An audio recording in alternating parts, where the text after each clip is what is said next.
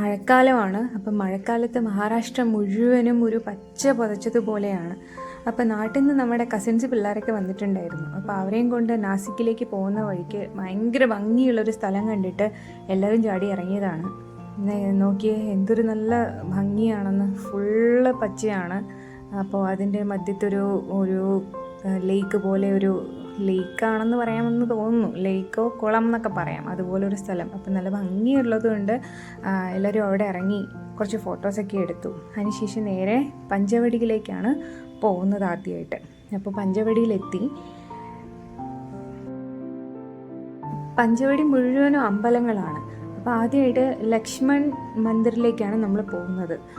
ഇവിടെ എന്താ പ്രത്യേകത എന്ന് വെച്ചാൽ, ഇവിടെ വെച്ചാണ് ലക്ഷ്മണൻ നമ്മുടെ ശൂർപ്പണഖയുടെ മൂക്കൊക്കെ കട്ട് ചെയ്ത് ആ സ്ഥലമാണ് ഇത് എന്നാണ് പറയപ്പെടുന്നത്.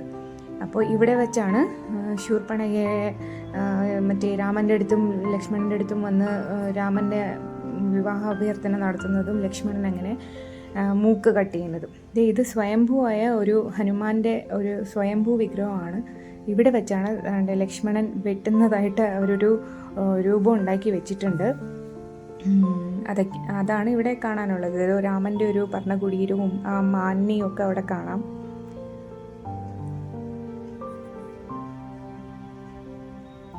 ലക്ഷ്മണൻ്റെ ശേഷനാഗ് അവതാറാണ് ഇവിടെ ഉള്ളത്. അതിനുശേഷം പിന്നെ നമ്മൾ മുന്നോട്ട് നടന്ന് വേറെ ഇവിടെ മൊത്തം അമ്പലങ്ങളാണ്. അപ്പോൾ അടുത്ത അമ്പലത്തിലേക്ക് പോകാനെന്നും പറഞ്ഞ് നമ്മൾ ഇറങ്ങി.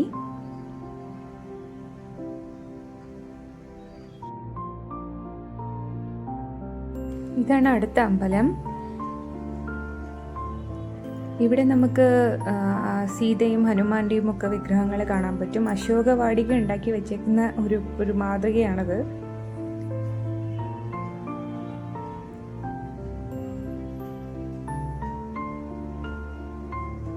അത് കഴിഞ്ഞ് പിന്നെ കപില ഗോദാവരി സംഗം എന്ന് പറയുന്ന ഒരു നദികളുടെ സംഗമമാണ്. അപ്പോൾ അങ്ങോട്ടേക്കാണ് പിന്നെ പോയത്. ഇപ്പോൾ നാസിക്കിൽ ഇപ്രാവശ്യം എപ്പോഴത്തെയും പോലത്തെ മഴ ഉണ്ടായിട്ടില്ല എന്ന് പറയുന്നു. അതുകൊണ്ട് ഇവിടെയൊക്കെ അല്ലെങ്കിൽ ഇവിടെ മൊത്തം നിറഞ്ഞൊഴുകുമെന്നാണ് അവിടെ ഉള്ളവർ പറഞ്ഞത്. ഇപ്പോൾ അതേ വളരെ കുറച്ച് വെള്ളമേ ഉള്ളൂ.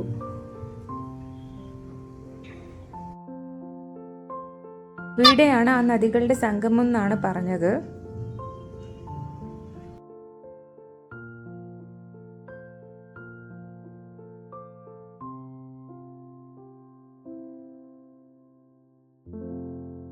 അവിടുന്ന് പിന്നെ നമ്മൾ കാലാറാം മന്ദിർ എന്ന് പറയുന്ന ഒരു അമ്പലത്തിലേക്കാണ് വന്നത്. ആ അമ്പലത്തിൻ്റെ പ്രത്യേകത എന്ന് വെച്ചാൽ പണ്ട് കാലത്ത് ദളിതർക്ക് ഇവിടെ പ്രവേശനം ഉണ്ടായിരുന്നില്ല. ആ സമയത്ത് ദളിതർക്ക് വേണ്ടി ഉണ്ടാക്കിയ ഒരു അമ്പലമാണിത്.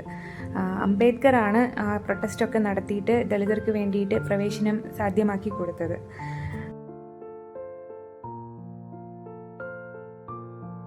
പിന്നെ നമ്മൾ പോയത് സീതാ ഗുഹ എന്ന് പറയുന്നൊരു അമ്പലത്തിലേക്കാണ്. അവിടുത്തെ പ്രത്യേകത എന്താണെന്ന് വെച്ചാൽ, ഇവിടെ നിന്നാണ് രാവണൻ സീതയെ തട്ടിക്കൊണ്ടു പോകുന്നത് എന്നാണ് വിശ്വാസം. അപ്പോൾ അമ്പലത്തിലേക്ക് കയറാൻ നല്ല ഒരു ഗുഹ പോലെയൊക്കെയാണ്. അപ്പോൾ നമ്മൾ വളരെ ഇരുന്ന് നിരങ്ങിയൊക്കെയാണ് അകത്തേക്ക് പ്രവേശിക്കുന്നത്. അതൊരു എക്സ്പീരിയൻസ് ആയിരുന്നു കേട്ടോ.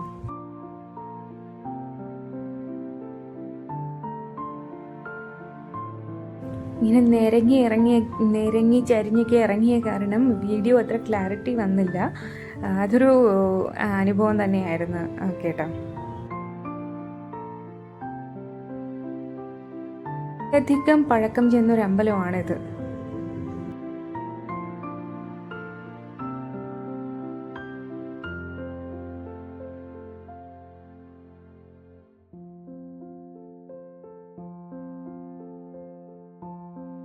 അവിടുന്ന് പിന്നെ നമ്മൾ ഘാട്ട് കാണാൻ വേണ്ടിയിട്ടാണ് പോയത്. അതായത് ഇവിടെ വെച്ചാണ് ഇനി കുംഭമേള നടക്കുന്ന സ്ഥലം. ഇപ്പം 4 സ്ഥലങ്ങളിലാണല്ലോ കുംഭമേള നടക്കുന്നത്. അതിലൊരു സ്ഥലം നാസിക്കാണ്. അപ്പോൾ അങ്ങോട്ടേക്കാണ് ഇപ്പോൾ പോകാൻ പോകുന്നത്.